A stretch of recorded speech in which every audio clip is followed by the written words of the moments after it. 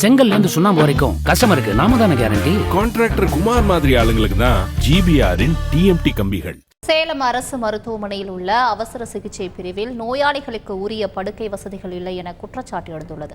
இதுகுறித்து கூடுதல் தகவல்களை செய்தியாளர் தமிழ்ச்செல்வன் வழங்க கேட்கலாம். தமிழ்ச்செல்வன், வணக்கம். என்னென்ன அடிப்படை வசதிகள் இல்லை என்று பொதுமக்கள் குற்றச்சாட்டை முன்வைத்திருக்கின்றனர்? இது தொடர்பாக மருத்துவ நிர்வாகம் என்ன விளக்கம் அளித்திருக்கிறது? கூடுதல் விவரங்கள்.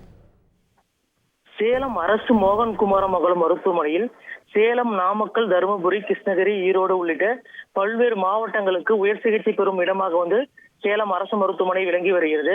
குறிப்பாக இந்த மருத்துவமனையில் 1000க்கும் மேற்பட்ட உள்நோயாளிகள் மற்றும் புறநோயாளிகள் சிகிச்சை பெறும் இடமாகவும் உள்ளது.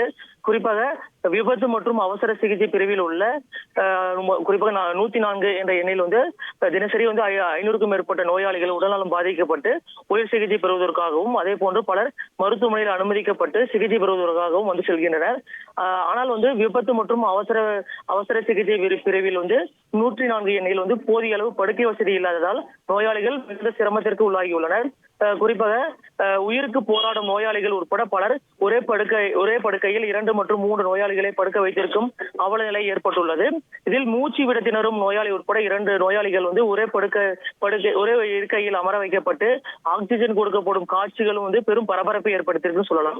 மேலும் உடல்நலம் பாதிக்கப்பட்ட இளம்பெண் ஒருவர் படுப்பதற்காக போதிய படுக்கை வசதி இல்லாததால் நாற்காலியில் அமர வைத்து உறவினர்கள் பிடித்திருக்கும் காட்சி பெரும் அதிர்ச்சியை ஏற்படுத்தியிருக்குன்னு சொல்லலாம். நோயாளிகள் உடல்நலம் பாதிக்கப்பட்டு உடலில் இருக்கும் பிரச்சனைகளை தீர்ப்பதற்காக மருத்துவமனையை நாடினால் போதிய படுக்கை வசதி இல்லாததால் நோயாளிகள் படும் பாடு பெரும் சோகத்தை ஏற்படுத்தியிருப்பதாக நோயாளிகளின் உறவினர்கள் தெரிவிக்கிறார்கள். மேலும் இது தொடர்பாக சேலம் அரசு மருத்துவமனை நிர்வாகம் உரிய நடவடிக்கை எடுத்து போதிய படுக்கை வசதிகளை ஏற்படுத்த வேண்டும் என்ற கோரிக்கை வைத்திருக்காங்க.